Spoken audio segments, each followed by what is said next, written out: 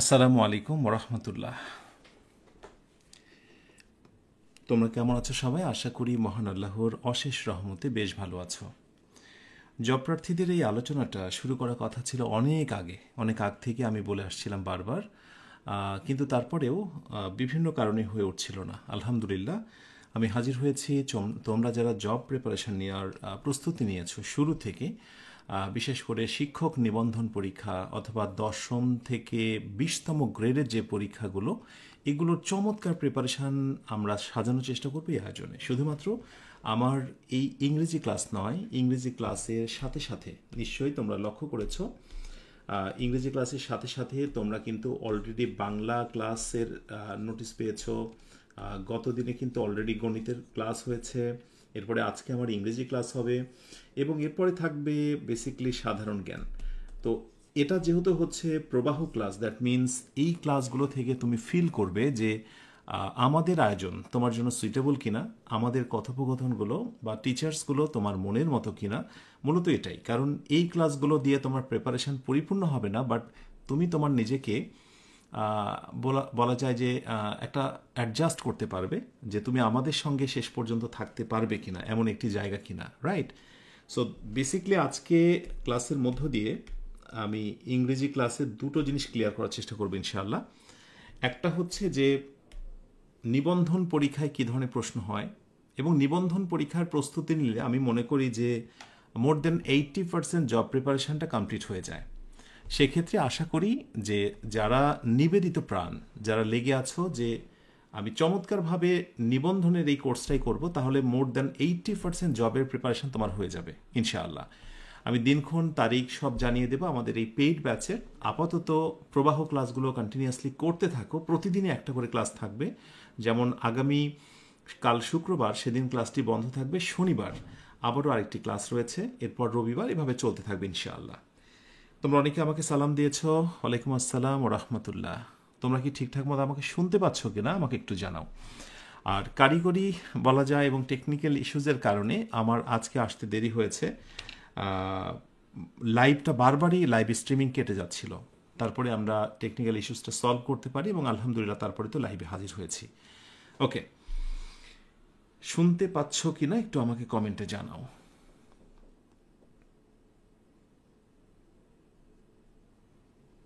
ওকে, আচ্ছা, আমরা কিছু কোয়েশ্চেন সলভ করব। যেমন এই প্রশ্নটা কোথাকার? এই প্রশ্নটা হচ্ছে গিয়ে, আমি এটা জাস্ট নমুনা প্রশ্ন দিয়েছি। নমুনা প্রশ্ন 18তম শিক্ষক নিবন্ধন পরীক্ষাতে এসেছিল, হ্যাঁ, স্কুল পর্যায়ে 2024। এই প্রশ্নটা খুবই সহজ, কিন্তু কিভাবে আনসারগুলো হয়, এগুলোর রিজনগুলো কি, সেইটা আসলে জানা খুব জরুরি। আমরা আজকের এই ক্লাসে প্রায় 18-20টা প্রশ্ন সলভ করার চেষ্টা করব। একটু নিজেরা ট্রাই করো রাইট আনসারটা কি দেবে। ও ফাইন, ফ্যান্টাস্টিক, অলরেডি কিন্তু তোমরা অনেকে রাইট আনসার দিয়েছো। রাইট উত্তর হচ্ছে অ্যাপ্রুভাল। বাট আমার একটা প্রশ্ন হচ্ছে, অ্যাপ্রুভালকে তুমি বলছো অ্যাপ্রুভালকে বলছো তুমি কি নাউন? দেখো প্রশ্ন করা হয়েছে যে the noun form of approve, অর্থাৎ অ্যাপ্রুভের নাউন কি। প্রশ্ন হচ্ছে অ্যাপ্রুভের নাউন কি, এম আই রাইট? সো তুমি নর্মালি এটা রাইট উত্তর করেছো, দিস ইজ ভেরি গুড। এখন এ এল যদি কোথাও থাকে, এ এল ইজ ইকুয়াল টু, এই সাফিক্সটি হচ্ছে নাউনের সাফিক্স, অর্থাৎ এই বৈশিষ্ট্য তুমি যদি কোথাও দেখতে পাও সেটাকে তুমি কি বলবে? নাউন বলবে। এটাই স্বাভাবিক, তাই তো? বাট এর সঙ্গে আরো কিছু গুরুত্বপূর্ণ তথ্য তোমাকে জানতে হবে, সেগুলো একটু ভালো করে জেনে নাও। ওকে,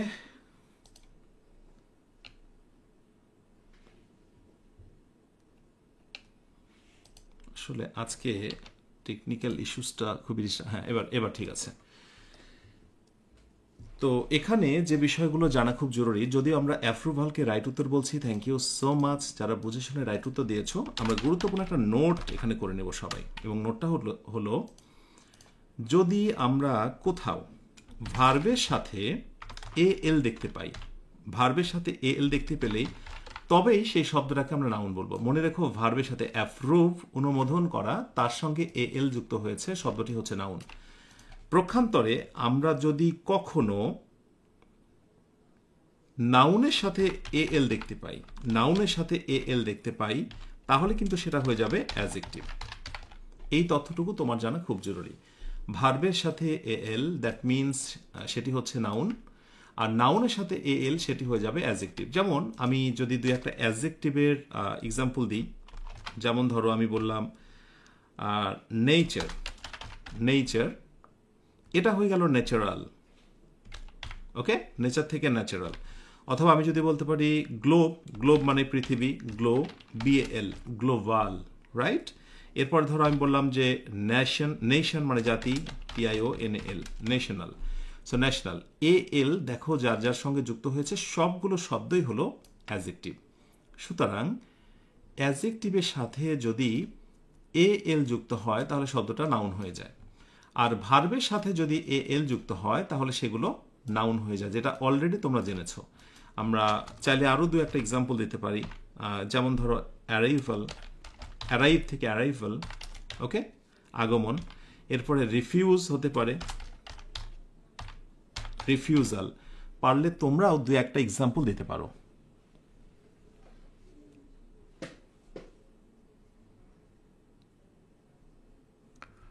আচ্ছা, আমাদের টেকনিক্যাল ইস্যুসের কারণে আরেকটা বাংলা ক্লাস মেবি শুরু হতে দেরি হচ্ছে। আচ্ছা, আমরা ট্রাই করছি, দেখি, মানে একসাথে দুইটা লাইভ একটু প্রবলেমই হচ্ছে। ঠিক আছে, দেখি এবার। Okay, thank you so much. আশা করি বুঝেছো। The noun form of approve, অ্যাপ্রুভের নাউন হচ্ছে অ্যাপ্রুভাল, এবং এ এল থাকলেই নাউন হয় না, ওটা অ্যাডজেক্টিভও হয়, নাউনও হয়, এটা তোমাকে বুঝতে হবে। এখন এই টপিকটা, দ্যাট মিনস এই টপিকের নাম হচ্ছে নাউন। আমি বলবো যে নাউন এই টপিকটা থেকে শিক্ষক নিবন্ধন অথবা দশম থেকে 20তম গ্রেডের প্রতিটা চাকুরিতে প্রশ্ন হয়, এবং প্রশ্নগুলোর ধরন কেমন হয় সেটা একটু আমি তোমাদের দেখানোর চেষ্টা করি, এবং সাথে সাথে তোমরা নিজেরাও চেষ্টা করো সঠিক আনসারটা কি হবে। আমি এখানে টপিক বেসড অর্থাৎ নাউনের ওপরে আরও আমি এক্সট্রা 4টা প্রশ্ন দিয়েছি। সম্ভব রাইট আনসারটা সলভ করে দেখি একটু। হ্যাঁ, টেকনিক্যাল ইস্যুস, ওকে, দ্রুত দ্রুত আনসারটা করে দাও।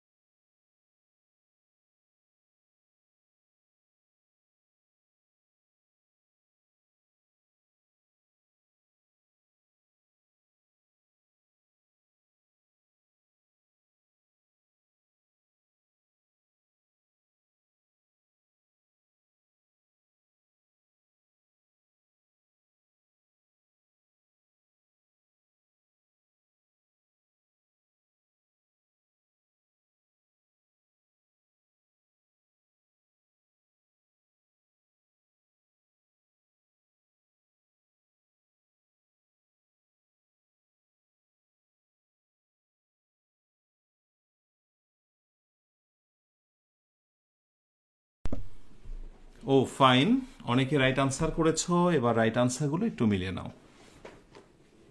ঠিক আছে,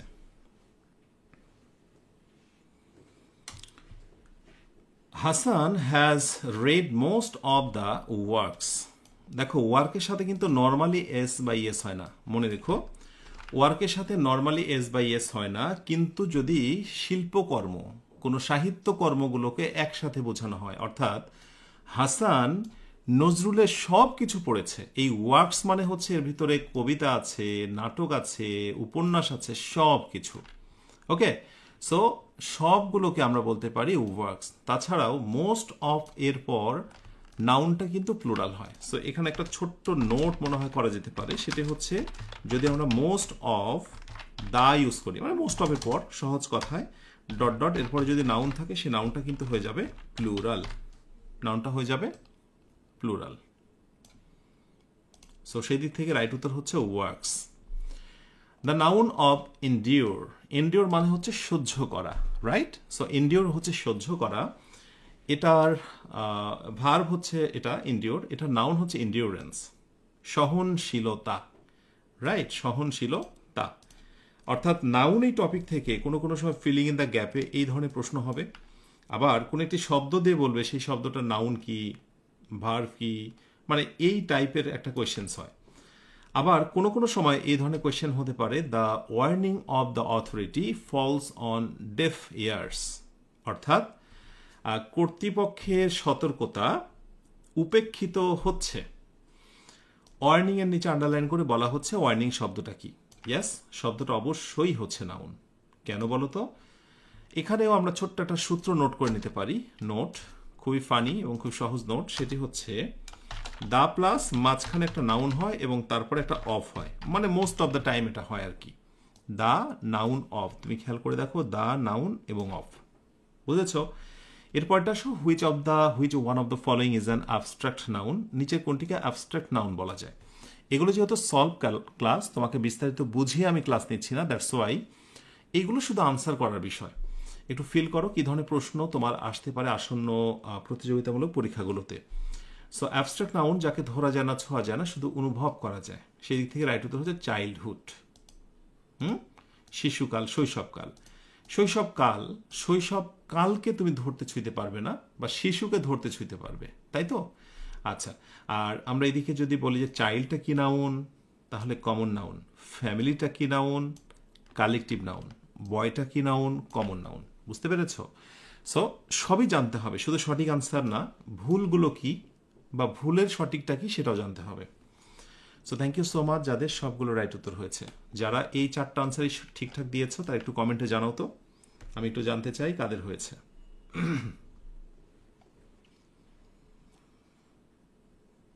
ঠিক আছে, এরপরে আমরা আরেকটা কোয়েশ্চেনে আসি।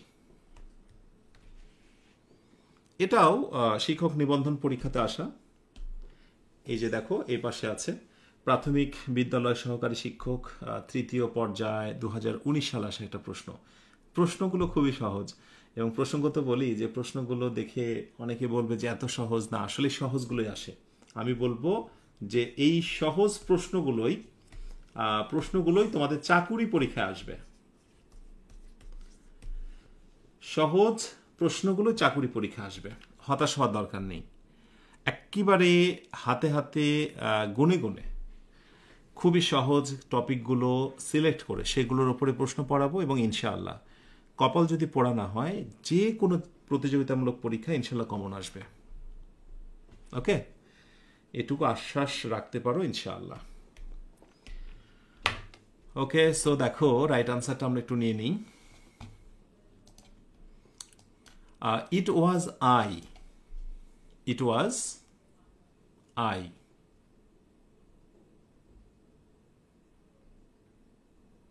Home he wanted to sing to, খুবই অদ্ভুত সেন্টেন্স। হ্যাঁ, আমরা যদি বাংলা করি, it was I whom he wanted to sing to, এটা বাংলা বলতে পারবে কেউ?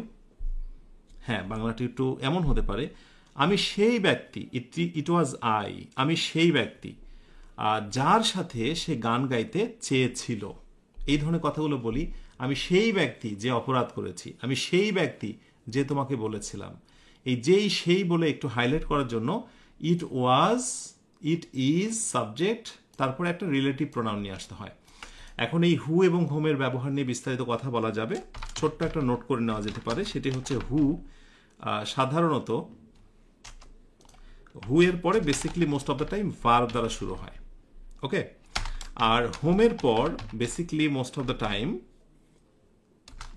টাইম সাবজেক্ট দ্বারা শুরু হয়। এটা সাধারণ ব্যাপার, এর বাইরে কোনো নিয়ম থাকলে থাকবে। হুটা বেসিক্যালি বাক্যের সাবজেক্ট হিসেবে কাজ করে, আর হোম বেসিক্যালি বাক্যের অবজেক্ট অপশানে কাজ করে। অবজেক্ট অপশানে কাজ করে বা অবজেক্টের মতো মিনিং দেয়। ঠিক আছে, সো একটু ভালো করে বোঝো। এই ফিলিং ইন দ্য গ্যাপের পরে কি আছে বলো তো? সাবজেক্ট। ফিলিং ইন দ্য গ্যাপের পরে কি আছে? সাবজেক্ট। যেহেতু সাবজেক্ট আছে, অথবা আমি কি হু নেব না হোম নেব? আমি অবশ্যই হোম নেব। আর হুইজ বা দ্যাট হবে না, কারণ ব্যক্তির জন্য কখনোই হুইজ বা দ্যাট হয় না, আর হু হওয়ার তো প্রশ্নই নেই। তো যদি আমরা হুইয়ের কথা বলি, লাইক এরকম একটি বাক্য দিলাম যে I know the lad, I know the lad, fill in the gap, is very innocent. আমি সেই বালকটিকে চিনি, ল্যাড মানে বালক, যে কিনা খুব ইনোসেন্ট। এখন আমি যদি এখানে হু দিই এবং হচ্ছে হোম দিই, তুমি কোনটা নেবে বলো তো? খুবই সহজ করে যদি বলো এবং সূত্রের দিকে তাকাও, এখানে কি বলা হচ্ছে? ভার্ব আছে কিনা তুমি একটু দেখো। ইয়েস, ভার্বের আগে কে বসে? হু। সো অবশ্যই কি বসবে? হু বসবে। ক্লিয়ার? সো মোটামুটি এই ধরনের শর্টকাট টেকনিকগুলো তোমাকে অবলম্বন করতে হবে। এবং তারপর দেখো, চাকুরি পরীক্ষার ক্ষেত্রে একটা টুইস্ট হলো যে একটা টপিক সলভ করেই কাজ হচ্ছে বিগত বছরে ওই টপিকের ওপরে যে প্রশ্নগুলো এসেছে সেগুলো সলভ করা। ব্যাস, এটার মধ্য দিয়েই চাকুরি প্রস্তুতি পূর্ণতা পায়। অনেক রুলস, অনেক কিছু পড়ার দরকার নেই। জাস্ট বিগত বছরের প্রশ্নগুলোর সাথে কিছু রুলস আমি বুঝবো, জানবো, প্র্যাকটিস করব, কাভার ওই লেসনটার উপরে। মাশাআল্লাহ। এবার আসো, এটা হচ্ছে কি? এটা হচ্ছে প্রোনাউনের ওপরে। ধরো আমি প্রোনাউন নিয়ে এবার তোমাদেরকে কথা বলছি। এই প্রোনাউন টপিক থেকেও চাকুরি পরীক্ষায় প্রশ্ন থাকবেই থাকবে। প্রোনাউন টপিক থেকে প্রশ্ন থাকবেই থাকবে। এখানে হচ্ছে হু, তাই না? হুয়ের রাইট আনসারটা দিয়ে দিই। তো প্রোনাউনের উপরে আরও কিছু প্রশ্ন আমি তোমাদেরকে একটু দিই, এই টপিক বেস। তোমরা একটু ট্রাই করো, কেমন? নিজেরা ট্রাই করো, বসে থাকবে না, প্রত্যেকে ট্রাই করো, দ্রুত দ্রুত ট্রাই করো। Tell me dot dot that. Okay, যারা চাকুরি প্রার্থী রয়েছে আমার সঙ্গে এই মুহূর্তে ক্লাস করছো, তারা তোমার খুব কাছের বন্ধুকে মেনশন করে দাও। ইংলিশ মজায় একটা প্রিমিয়াম পেইড ব্যাচ শুরু হচ্ছে জব প্রস্তুতির, এবং ইনশাল্লাহ এখান থেকেই তোমাদের চাকুরি প্রস্তুতির সবগুলো কোর্স পেয়ে যাবে। প্রথম পর্যায়ে আমরা শুরু করছি শিক্ষক নিবন্ধন। এর সাথে যারা 10ম থেকে 20তম গ্রেডের জবগুলোর প্রস্তুতির কথা ভাবছো, ইনশাল্লাহ সেটিও কাভার হয়ে যাবে এই কোর্সের মধ্যে দিয়ে। শুধু ইংরেজি নয়, এর সাথে পূর্ণাঙ্গ তার জন্য বাংলা, সাধারণ জ্ঞান, গণিত, বিজ্ঞান সংক্রান্ত যে ছোটোখাটো বিষয়গুলো থাকে সেগুলো সব কিছু পেয়ে যাবে ইনশাআল্লাহ। খুব কাছের বন্ধুকে, খুব কাছের মানুষকে একটু মেনশন করে দাও। ওকে, সো রাইট আনসারটা একটু আমরা মিলিয়ে নিই।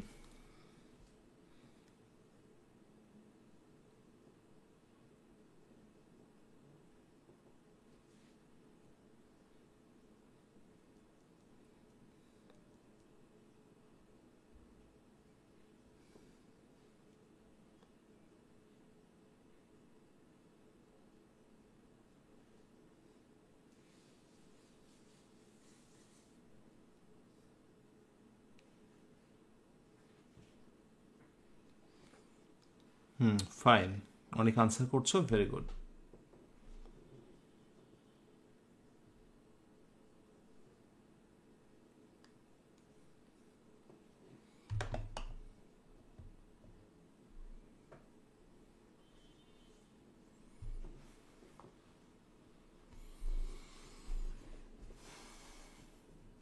আচ্ছা, রাইট আনসারটা একটু মিলিয়ে নাও।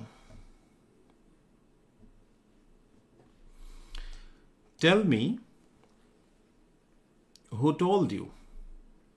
Tell me who told you, আমাকে বলো কে তোমাকে ওইটা বলেছিল। আচ্ছা, হোম হবে না, হোমের পরে তো ভার বসে না, আমি একটু আগে শর্টকাট দিয়েছিলাম, একটু দেখে নিও। আর হুয়ের পরে ভার বসে, হোমের পরে বসে সাবজেক্ট, আর হুয়ের পরে বসে ভার্ব। সো টেল মি, আমাকে বলো, হু টোল্ড ইউ, কে তোমাকে বলেছিল। দ্যাট টোল্ড ইউ হবে না, আর শুধু শুধু টোল্ড ইউ হবে না, অবশ্যই একটা রিলেটিভ প্রোনাউন নিয়ে আসতে হবে। Tell me who told you that, আমাকে বলো সেটা তোমাকে কে বলেছিল। নাম্বার 2 আসো, which of the following sentence is correct, নিচের কোন সেন্টেন্সটি কারেক্ট। নর্মালি আমরা বি নাম্বারটাকে কারেক্ট বলবো, তবে এক অর্থে কিন্তু বি ছাড়াও আরেকটি রাইট উত্তর হতে পারে এবং সেটি হলো এ নাম্বারটা। কারণ স্ট্যান্ডার্ড ইংলিশে অনেক সময় দেখা যায় রিলেটিভ প্রোনাউনকে উজ্জ্ব রাখা হয়। সেখানে এটা জানার জন্য জেনে রাখো যে এই বাক্যটাও রাইট। এই ধরনের বাক্য আমরা বলি, I know the fact you shared yesterday, I know the lesson you gave বা ইউ শেয়ারড ইয়েস্টারডে। মাঝখানে রিলেটিভ প্রোনাউন ইউজ না করলেও এই ধরনের বাক্যগুলো সঠিক হয়ে যায়। কিন্তু যখন স্পষ্টত রিলেটিভ প্রোনাউন থাকে তখন সেটি ব্যবহার করাই best. The shirt which he bought, shirt যেটা সে কিনেছিল, আমরা জানি যে বিষয়বস্তু বা অন্য কিছুর জন্য হুইচ বসে, তাহলে শার্ট যেটা সে কিনেছিল সেইটা ইজ ব্লু ইন কালার, সেটা রং হলো নীল রঙের। অন্যগুলোতে কি কি ভুল আছে? যেমন he has bought, the shirt which he has bought is blue in colour, মানে প্রেজেন্ট পারফেক্ট টেন্স করার দরকার নেই, আমরা কিনেছিল, কিনেছে না, কিনেছিল এই অর্থে এটাই বেস্ট। দ্য শার্ট এরপরে হুইচ হবে, দ্যাট নয়। ফাইন। অ্যান্ড নাম্বার 3-তে আসো, the children studied in a classroom, শিশুরা যে রুমে পড়াশোনা করছিল, হুজ উইন্ডোজ, যার জানালাগুলো, অর্থাৎ যে রুমে পড়ছিল তার জানালাগুলো ওয়ার নেভার ওপেন, কখনোই খোলা হতো না। এখানে ছোট্ট একটা নোট করা যেতে পারে। একটা গুরুত্বপূর্ণ নোট হচ্ছে যে হুইচ বা হুজ এরপরে অবশ্যই একটা নাউন থাকবে। তো হুইচ বসে নর্মালি বিষয়বস্তু, জড় বিষয়বস্তুর ক্ষেত্রগুলোতে, কিন্তু যখন কোনো ব্যক্তির কথা থাকে, মানুষের কথা থাকে এবং তাদের অধিকারে থাকা কোনো জিনিসের কথা প্রসঙ্গ আসে তখন হুজ হয়ে যায়। দ্য চিলড্রেন অর্থাৎ শিশুদের অধিকারে থাকা যে রুমে আছে তাদের সেই রুমের জানালা, বুঝতে পারছো? এই জানালাটা হচ্ছে এদের জানালা। ওকে ওকে সো কিন্তু আমি যদি এরকম বলতাম যে হুইচ উইন্ডোজ, খেয়াল করো, DOWS, which windows do you want to lock or unlock, LOCK, unlock, অর্থাৎ কোন জানালাটার বলো যে হুইচ উইন্ডোজ মানে কোন জানালাগুলো তুমি বন্ধ করতে চাও অথবা খুলতে চাও। দেখো, উইন্ডোজের পূর্বে হুইচও বসতে পারে, কিন্তু যখন কোনো ব্যক্তির কথা থাকবে না, বিষয়বস্তুকে ফোকাস দেওয়া হবে। কিন্তু ব্যক্তির অধীনে থাকা, ব্যক্তিকে নির্দেশিত যদি কোনো নাউনকে রেফার করা হয় তখন রিলেটিভ প্রোনাউন হুজ ব্যবহার করতে হয়। নাইস।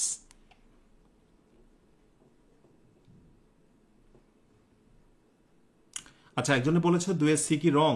এটাও ওয়ান কাইন্ড অফ রং নয়, অর্থের দিক থেকে এটা বেস্ট। যদি এই অপশনটা না থাকতো তাহলে C is the best answer, কোনো উপায় ছিল না। হ্যাঁ, অবশ্যই সেটা। যাদের 3টা আনসার ঠিকঠাক হয়েছে একটু কমেন্টে জানাও, আমি একটু জানতে চাই। কোনো উপায় ছিল না, হ্যাঁ অবশ্যই সেটা। যাদের 3টা আনসার, ব্যাস এই হলো ব্যাপার।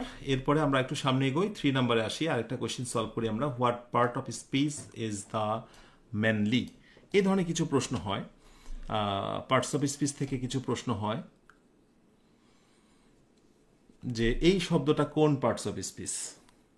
তবে সেটা ওই নাউন, ভার্ব, অ্যাডজেক্টিভ, অ্যাডভার্বের মতো অত সহজ নয়, একটু ভিন্ন টাইপের। সেটা কেমন? আমি আরও কিছু প্রশ্ন দিচ্ছি। এটা 14তম শিক্ষক নিবন্ধন স্কুল 2017 সালে আসা একটি প্রশ্ন। ধরো এই প্রশ্নের কথা বলি, manly. Very good, manly. Answer দেওয়ার পূর্বে আমি ছোট একটা নোট দিয়ে দিই, এটা বেশি হেল্পফুল হবে। LY আসলে কোথায় কোথায় হয় এটা তোমাকে জানতে হবে। যদি কখনো নাউনের সাথে LY হয়, ওকে, নাউনের সাথে LY, একটু ব্ল্যাক করে দিই। নাউনের সাথে যদি LY হয় তাহলে তার নাম হয়ে যাবে adjective. On the other hand, যদি অ্যাডজেক্টিভের সাথে LY যুক্ত হয়ে যায় তার নাম হয়ে যাবে অ্যাডভার্ব। খুবই গুরুত্বপূর্ণ এই তথ্য, একটু মনে রাখতে হবে। এখন আমরা দেখি কার সঙ্গে LYটা যুক্ত হয়েছে। খুবই মজার বিষয়, ম্যান মানে মানুষ, নাউন, এটা জানি না এমন কোনো মানুষ নেই। সো ম্যান শব্দটা হচ্ছে নাউন, নাউনের সাথে যুক্ত হয়েছে LY। ওকে, সো তুমি কিছুই নও, তুমি হচ্ছে অ্যাজেক্টিভ, রাইট? খুবই আত্মবিশ্বাস নিয়ে। কিন্তু এই রকম শব্দ যদি তোমরা দেখো, ফাদারলি, ওকে, অথবা হেভেনলি, আছে না? HEAVENLY, heavenly. এবং যদি প্রশ্ন করি এটার নাম কি, অন্যদিকে আমি যদি বলি নাইসলি, তারপরে যদি বলি বিউটিফুলি ইত্যাদি, তাহলে আমার মনে হয় না যে LY মোটেই তোমাকে আর অবাক করে দেবে, রাইট? এবার আর LY তোমাকে বিস্মায়িত করে দেবে না, তুমি অবাক হয়ে যাবে না। সো দ্য রাইট আনসার কি বলতো?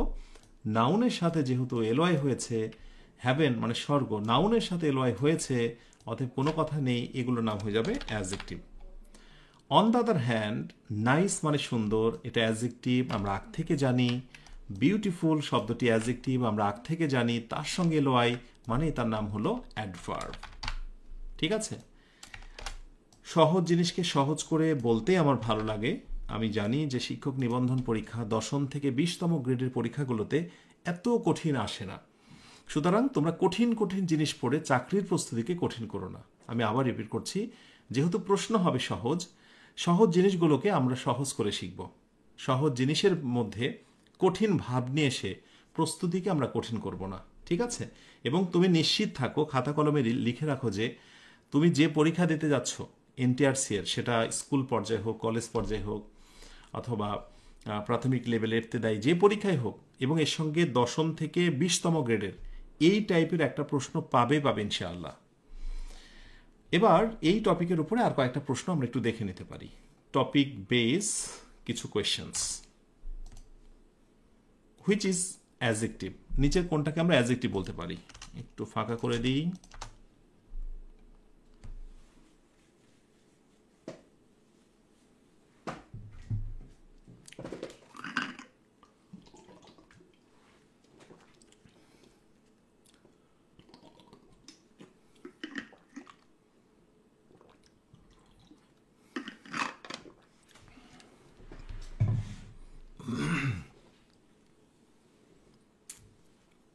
Okay. So topic based sample questions. এই ধরনের একটা প্রশ্ন হতে পারে যে হুইচ ইজ অ্যাডজেক্টিভ, অর্থাৎ নিচে অনেকগুলো শব্দ থাকবে, কোনটা অ্যাডজেক্টিভ? ক্রাইম অপরাধ, ইটস আ নাউন। মাইজার মানে হচ্ছে কৃপণ, ইটস আ নাউন। লাভ মানে হাসা, ওকে, মানে হাসি বা লাভ মানে এটা ভার্ব, হ্যাঁ।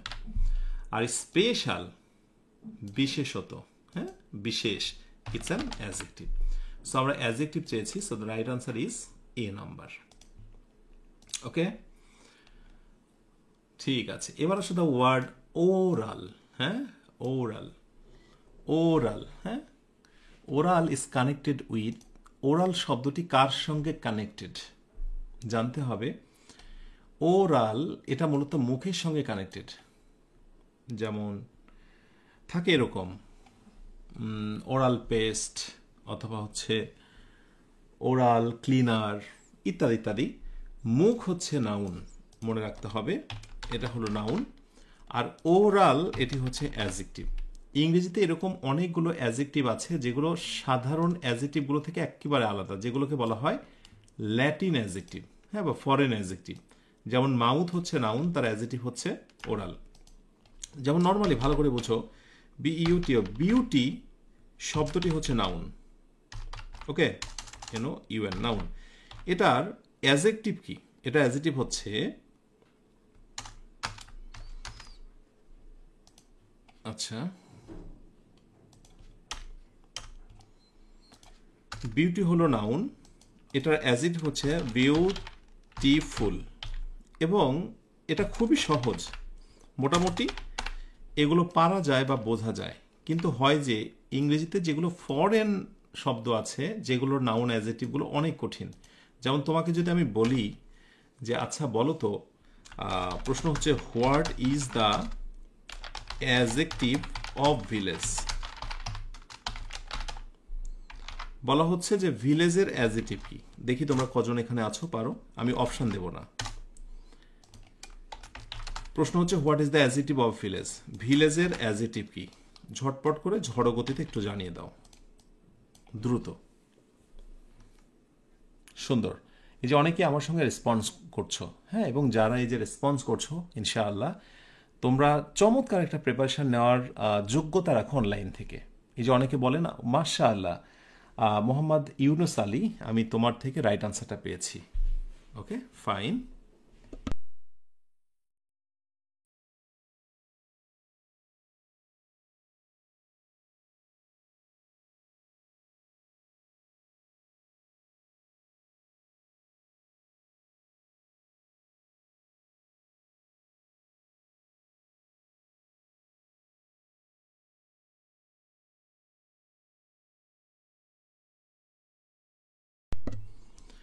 মাশাআল্লাহ, অনেকে রাইট আনসার দিয়েছো। ইয়েস, ভিলেজ এটা হলো নাউন, এটা অ্যাডজেক্টিভ হচ্ছে রুরাল, অথবা হচ্ছে আরেকটা বলতে পারি আমরা প্যাস্টোরাল। তাহলে এই শব্দগুলো বা এই ধরনের শব্দগুলো কিন্তু মুখস্থ না করলে আর কোনো উপায় থাকে না। সো এগুলো তোমাকে জানতে হবে। মাশাআল্লাহ, রুরাল, ফাইন, এগুলো মুখস্থ করতে হবে। সো এটা হচ্ছে রাইট আনসার। এবার আসি the adjective form of moon. মুনের অ্যাডজেক্টিভ হচ্ছে কি বলতো? চাঁদ। এমনই মুখস্থ বিষয়, আমি দাগিয়ে দেব, দেখিয়ে দেব। সেটা হচ্ছে লুনার। ঠিক আছে, লুনার। Very good. এই মাশাআল্লাহ, সুন্দর, তোমরা অনেকেই সঠিক আনসার দিয়েছো। Thank you so much.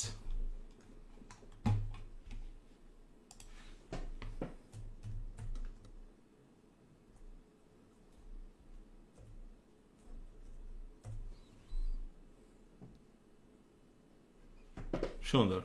হ্যাঁ, ই ই দিয়ে হবে না, বানানটা একটু দেখতে হবে, এ দিয়ে হবে, লুনার। আচ্ছা, এরপরে আমরা হচ্ছে 4 নাম্বারটা দেখি। এটা এই ধরনের কিছু প্রশ্ন আসবে ভার্ব রিলেটেড। বিশেষ করে আমি যদি বলি এটা ভার্ব টপিকটাকে আমি হাইলাইট করতে পারি।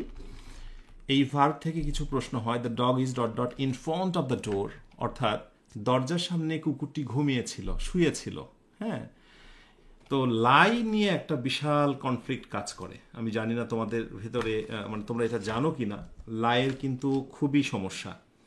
হ্যাঁ, লাই মানে মিথ্যা বলা, তো মিথ্যুক মানুষকে তো ধরা খুব কঠিন। সো এটা নিয়ে খুব সমস্যা। যেমন লাই, এটার পাস্ট টেন্স হচ্ছে লে, তারপরে পাস্ট পার্টিসিপল হচ্ছে লেইন। হ্যাঁ, আরেকটা লাই আছে, আমি একটু লিখি, দেখো তোমাদের মনে আছে কিনা। লাই পাস্ট টেন্স হচ্ছে লাইড, আরেকটা মানে পাস্ট পার্টিসিপল হচ্ছে লাইড। আবার আরেকটা লে আছে কাছাকাছি, লে, এটার পাস্ট টেন্স হচ্ছে লেইড এবং পাস্ট পার্টিসিপল হচ্ছে লেইড।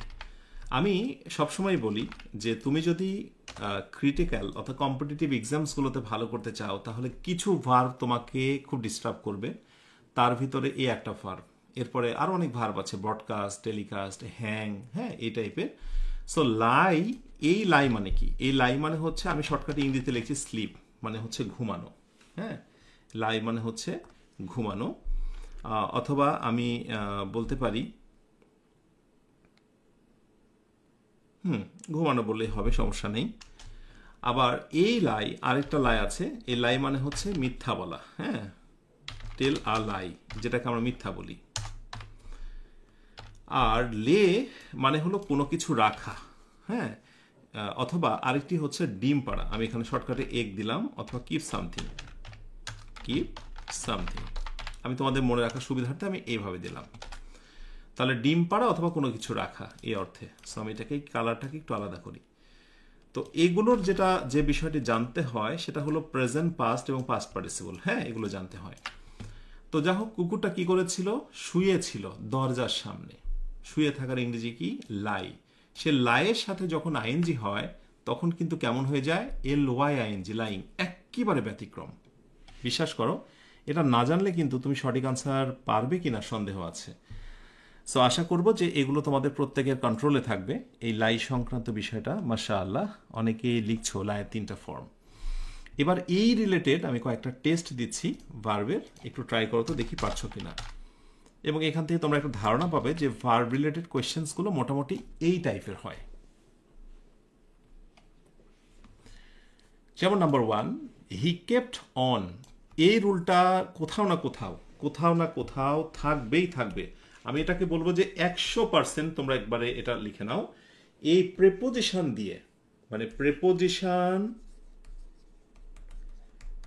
প্রেপোজিশন এরপর ভার্বের সঙ্গে আইএনজি, এই রুলটাকে আমি বললাম 100%। প্রতিযোগিতামূলক পরীক্ষায় কোথাও না কোথাও এটা পাবেই পাবে। এটা খুবই সার্বজনীন সাধারণ একটা রুল। ঠিক আছে, ওকে। সো এখন আমি তোমাদেরকে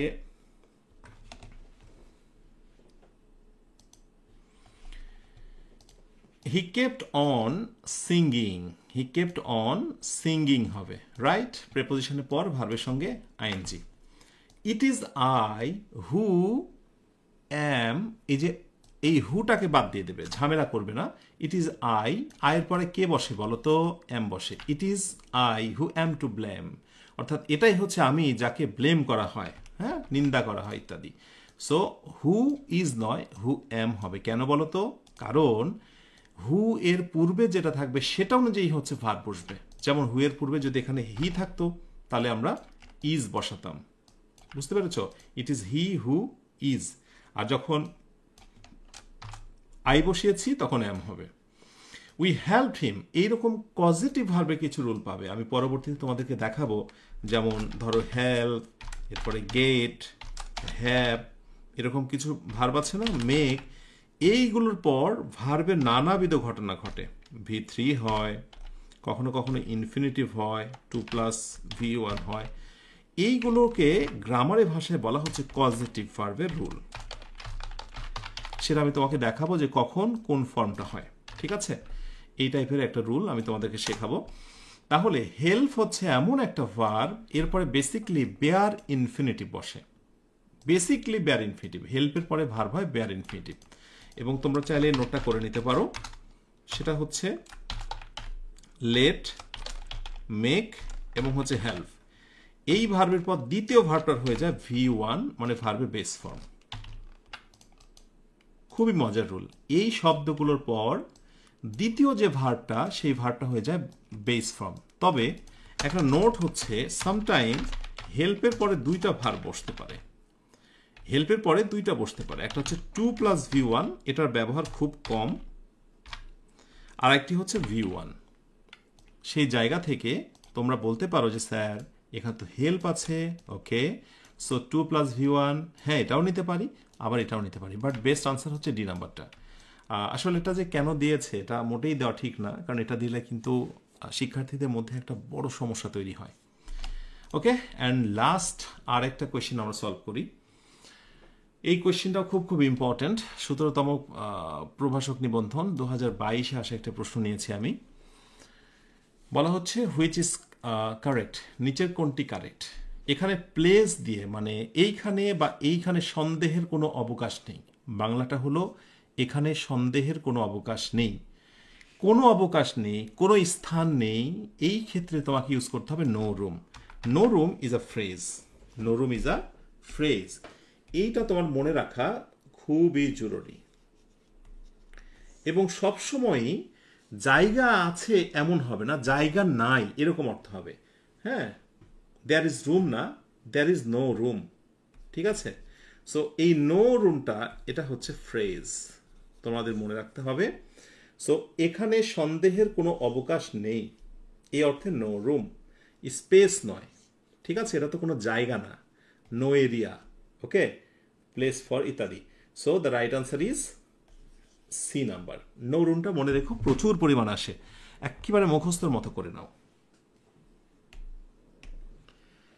ওকে, সো এরপর আমরা কয়েকটা টেস্ট দেখি এবং তারপর ইনশাল্লাহ শেষ করব আজকের আয়োজনটি। এটা হচ্ছে সেন্টেন্স কারেকশন। কারেকশন থেকে অনেক প্রশ্ন আসে, কারেকশন থেকে অনেক প্রশ্ন আসে। ফার্স্ট, দ্রুত ট্রাই করো।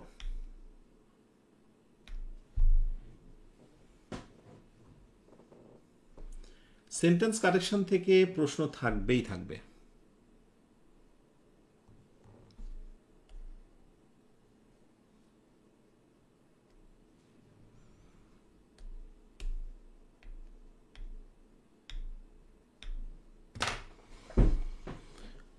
ঠিক আছে, রাইট আনসারটা নিয়ে নাও। আচ্ছা, which of the following sentence is correct one, নিচের কোনটিকে কারেক্ট বলতে পারি। আমি এই made of, made from, made by, made in, এটা নিয়ে বৃহৎ মানে অনেক কথা বলবো।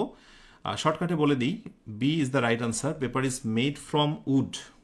এইটুকু বলি যে কোনো একটা জিনিস থেকে হুবহু না হয়ে যদি পরিবর্তন হয়ে কিছু একটা হয়, সম্পূর্ণ পরিবর্তন, মনে করো কাঠ থেকে পেপার হয়েছে, মানে কাগজ হয়েছে, সরাসরি কি কাঠের টুকরা দিয়ে কাগজ হয় না, এটাকে রিফাইন করে সম্পূর্ণ পরিবর্তন করে সাদা শেপ দিয়ে আমাদের লিখার একটা অবয়ব দেওয়া হয়। সো সম্পূর্ণ পরিবর্তন করলে আমরা যেটা পাই সেটা হচ্ছে মেড ফ্রম। Be careful. এর সঙ্গে একটা আছে মেড, আরেকটা খুব বেশি ব্যবহার হয় যেটা হচ্ছে মেড অফ। যেমন আমি যদি বলি chair is made, fill in the gap, wood. বলো তো দেখি রাইট আনসার কি হবে। Chair is made dot dot wood. কাঠ থেকে চেয়ার হয়, হয়তো তোমার বাসার চেয়ার তুমি যেটাতে বসে ক্লাস করছো সম্ভবত সেটাও কাঠেরই। তো এইখানে আমরা কি নিতে পারি?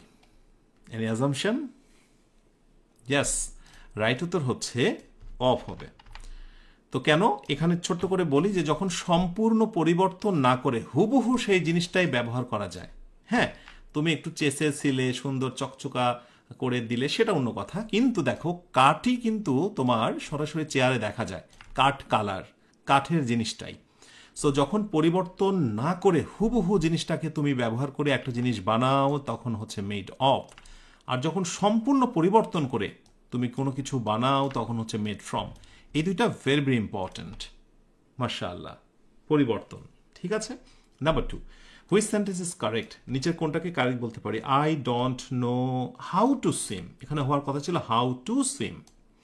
হি টোল্ড মি আ ফুল, সে আমাকে বোকা বলেছিল, এখানে টোল্ড মি হবে না, কল্ড মি। হ্যাঁ, বোকা বলে ডেকেছিল। হি সেইড আ লাই, না, হি টোল্ড আ লাই বা টেল আ লাই। যাই হোক, লাইয়ের সঙ্গে টেল বসে, টেল আ লাই। সুতরাং এ, বি এবং ডি তিনটাই হচ্ছে ভুল। রাইট উত্তর হলো সি নাম্বারটা। রাইট উত্তর সি। এটা একটা প্রবাদ, a drowning man catches at a straw. বলতে পারো এটার বাংলা মিনিং কি? হ্যাঁ, বাংলা হলো যতক্ষণ শ্বাস ততক্ষণ আশ। সো প্রবাদের ভিতরে কোনো ভুল নেই। অ্যান্ড নাম্বার 3 হলো হুইচ সেন্টেন্স ইজ কারেক্ট, নিচের কোনটাকে আমরা কারেক্ট বলতে পারি। নিচের সেন্টেন্স হচ্ছে correct, the news is true. হ্যাঁ, এটা দেখতে প্লুরাল মনে হলেও ভার্ব কিন্তু সিঙ্গুলার হয়, সেদিক থেকে ঠিক আছে। আর give me an advice, advice uncountable, তার পূর্বে অ্যান বসে না। 10 কিলোমিটার্স, কিলোমিটার্সের সাথে যতই এস হোক এখানে ভার্ব সিঙ্গুলার ইজ হওয়ার কথা ছিল, সেটা হয়নি বলেই ভুল। Okay. The committee collective noun, collective নাউনের পর ভার্ব সাধারণত সিঙ্গুলার হয়, হ্যাজ হওয়ার কথা ছিল, হয়নি বলেই ভুল। বুঝতে পেরেছ? ব্যাস, এবার একটু ঝটপট করে জানাও কার কয়টি হয়েছে। আলহামদুলিল্লাহ, তোমাদের প্রত্যেকের জন্য দোয়া রাখি স্বপ্ন পূরণের এ পথে। যারা আমাদের সঙ্গে যুক্ত আছো তোমাদের জাস্ট এইটাই বলে দিই, জব প্রস্তুতির ক্ষেত্রে যারা যুক্ত আছো লেগে থাকো। পেইড ব্যাচের আমরা একটা পরিপূর্ণ রুটিন দিয়ে দেব। ইংলিশ মজার আয়োজন একেবারেই নতুন নয়, অনেক পুরনো। যারা সাথে আছো তারা জানো এই আয়োজনে তুমি তোমার প্রয়োজনীয় সব কিছু পেয়ে যাবে ইনশাআল্লাহ। ঠিক আছে, চোখ কান খোলা রেখো। আগামী দিন সাধারণ জ্ঞানের ক্লাসটি এনজয় করো, তারপরে বাংলা ধারাবাহিকভাবে চলতে থাকবে এবং অনুধাবন করো এই ক্লাসগুলো তোমার জন্য তোমার প্রয়োজনে লাগবে কিনা। স্বপ্ন পূরণের এই পথে ইংলিশ মজা স্বপ্ন পূরণের সারথি হয়ে তোমাদের সঙ্গে থাকতে চাই। সবাই আমাদের জন্য দোয়া করবে। তোমরা সবাই ভালো থেকো, যে ভালো শেষ নেই, সুখে থেকো যে সুখের সীমানা নেই, এই অনন্ত শান্তির চিরন্তন প্রত্যাশায়। আল্লাহ হাফেজ। আসসালামু আলাইকুম ওয়া রাহমাতুল্লাহ।